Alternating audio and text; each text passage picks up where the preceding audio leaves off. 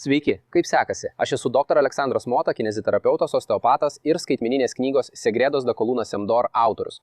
Ir šiandien noriu Jums parodyti tiesiog geriausią pratimą, kurį žinau, norint sumažinti skausmą ir simptomus susijusius su sėdimuoju nervu.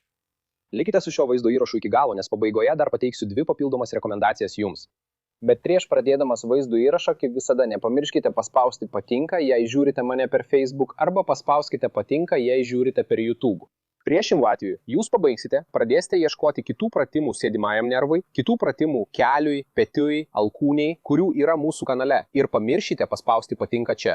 Kai paspaudžiate patinka, jūs padedate mūsų kanalui, mūsų puslapiui augti. Ir jūs padedate, kad mūsų patarimai, mūsų žinutės pasiektų vis daugiau žmonių, padedate mums padėti vis daugiau žmonių. Taigi, nepamirškite, paspauskite patinka ir einame prie vaizdo įrašo.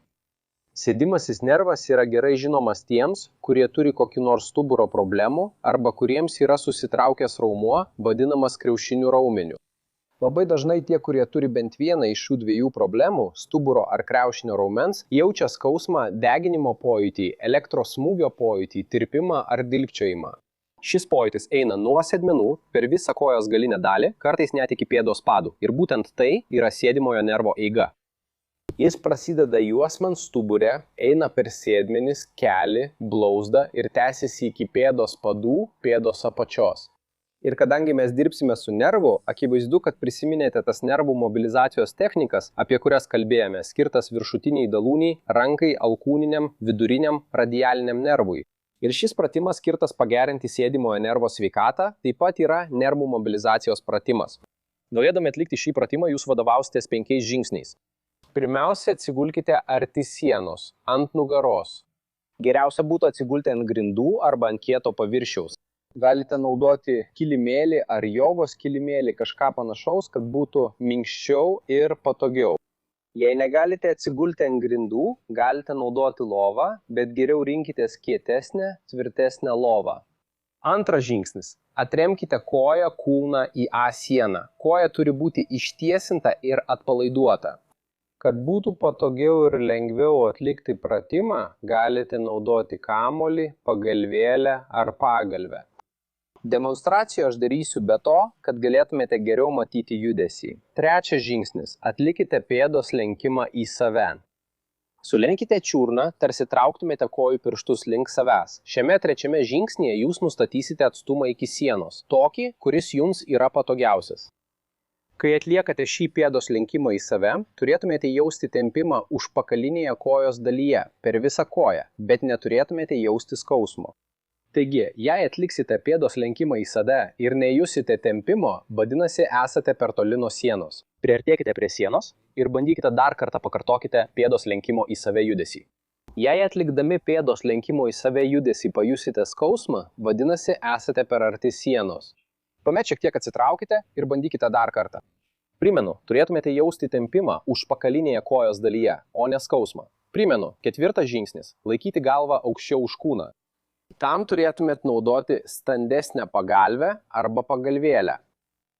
Prašau, jei pagalvė yra per minkšta, sulenkite ją per pusę. Ir 5 žingsnis – atlikti patį judesį, atlikti patį pratimą. Darysite pėdos lenkimą į save ir pėdos lenkimą žemyn. Traukite pirštus kiek įmanoma link savęs ir ištieskite pėdą kiek tik galite. Primenu, kad šis judesys yra ritmiškas, turite atlikti 60 pakartojimų. Jei negalite atlikti 60 pakartojimų, nes jaučiate skausmą, diskomfortą ar pradeda dilgčioti pėdą, padalykite tuos 60 pakartojimų į mažesnės dalis, į mažesnės serijas. Galite atlikti 2 serijas po 30 pakartojimų, 3 serijas po 20 pakartojimų arba 6 serijas po 10 pakartojimų. Svarbiausia, kad šį pratimą atliktumėte kiekvieną dieną. Taip pat svarbu, kad šį pratimą atliktumėte abiem kojomis pakaitomis, ne tik tą koją, kurioje jaučiate simptomus. Jei jaučiate skausmą, dilgčiojimą ar stipresnius simptomus sėdimajame nerve, rekomenduoju pirmas 2-3 dienas arba net pirmąją savaitę dirbti tik tą koją, kurioje nėra simptomų, kitaip tariant, tik sveikąją koją. Ir po tų 2, 3 ar 5 dienų, kai dirbsite tik su koja, kurioje nėra simptomų, pradėsite dirbti su ta koja, kurioje yra simptomų. Kodėl aš to prašau? Nes kai kuriems žmonėms po nervų mobilizacijos simptomai per pirmasias 24 ar 48 valandas gali pablogėti. Taigi, jei jaučiate stipresnius simptomus, skausmą, dilgčiojimą, elektros smūgio pojūtį, pradėkite dirbti tik su sveika koja. Su ta koja, kurioje nėra šių simptomų, o po kelių dienų pradėkite dirbti su ta koja, kurioje jaučiate simptomus, kurioje jaučiate skausmą, dilgčiojimą, šoko pojūtį. Ir dar kartą atėjo laikas pasidalinti. Tai dar vienas būdas jums padėti mūsų kanalui augti, bet svarbiausia padėti mums pasiekti ir padėti vis daugiau žmonių. Taigi parodykite šį vaizdo įrašą visiems, kuriuos pažįstate, tiems, kurie jūsų manimų gali iš to kažkaip pasinaudoti, savo šeimai, draugams, pažįstamiems, kurie skundžiasi sėdimojo nervo skausmu ar juosmens stuburo skausmu. Pamokykite šio pratimo, parodykite jam šį vaizdo įrašą ir būkite tikri, kad tokia paprasta patarimas gali labai padėti sumažinti kieno nors skausmą. Ei, vaikine, negazdink manęs taip. Kas yra? Pamiršai patarimą, vaikine?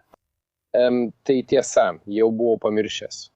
Daugelis žmonių dažnai vartoja vaistus, daro kineziterapiją, kartais netaiko kokį marksi specifinį gydymą, specializuotą gydymą ar tam tikrą manualinę terapiją, kad palengvintų sėdimojo nervo skausmą. Ir šis skausmas kartais pagerėja, bet vėl sugrįžta, arba kartais net nepraeina. Ir yra keletas dalykų, kuriuos pastebėjau per šiuos 10 metų, kurie gali prisidėti net jei jau turite gerą kūno mechaniką, net jei jūsų kūno struktūra yra sveika. Vyrams tai yra piniginė, kai ji nešiojama galinėje kišenėje, o moterims įprotis sėdėti sukryžiavus kojas. O kodėl piniginė gali sukelti sėdimojo nervo skausmą žmogui? Daugelis vyrų nešiojasi piniginę galinėje kišenėje ir kaip beveik visi, didelę dienos dalį praleidžia sėdėdami. Nesvarbu, ar dirbant, ar prie kompiuterio, ar dar blogiau sėdint ant motociklo. O kodėl sakau, kad motociklas yra blogiau? Nes piniginės tūris spaudžia sėdimąjį nervą, būtent ten, kur yra kriaušinis raumuo. Be to, važiuojant motociklu atsiranda vibracija ir smūgiai. Ir būtent dėl to daugelis žmonių ilgą laiką kenčia nuo sėdimojo nervo skausmo. Nes žmogus gydosi, pasijunta geriau, bet toliau laiko piniginę galinėje kišenėje ir nekreipia dėmesio į šią smulkmeną. Ir piniginė toliau spaudžia nervą, o skausmas grįžta. Atsiranda elektros smūgio pojūtis, tirpimas, silpnumas kojoje. Taigi paprastas įprotis išimti piniginę iš galinės kišenės ir laikyti ją priekinėje kišenėje jau labai padeda. Kitas dalykas – pabandykite sumažinti piniginės storį.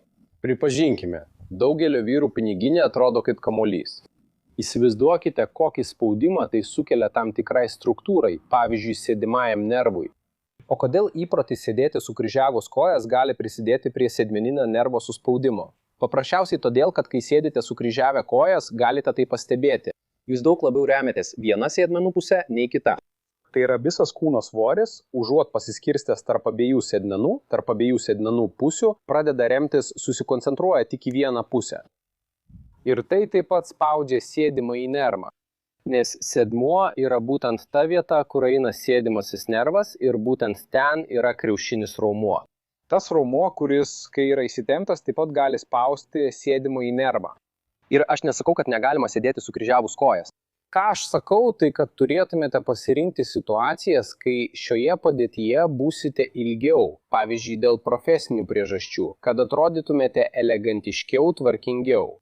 Tačiau tam, kad tai nesukeltų tau skausmo, diskomforto ar nesumažintų tavo gyvenimo kokybės, turi dirbti tam, kad turėtum sveiką kūno struktūrą, kuri galėtų atlaikyti tokias progas, tokias situacijas, kai bus didesnis spaudimas. Taigi, reguliariai ir dažnai atlik šį nervų mobilizacijos pratimą, kurį šiandien tau parodžiau. Užsiimk fizinę veiklą, geriausia tokia, kuri lavina ir lankstumą, pavyzdžiui, pilatesu. Ir taip tu galėsi, kai to prireiks, sėdėti sukryžiavęs kojas, būti geriau užsitiesęs, elegantiškesnis ir išlaikyti sveikatą bei gyvenimo kokybę. Ir aš čia baigiu, stipriai apkabinu, iki kito vaizdo įrašo.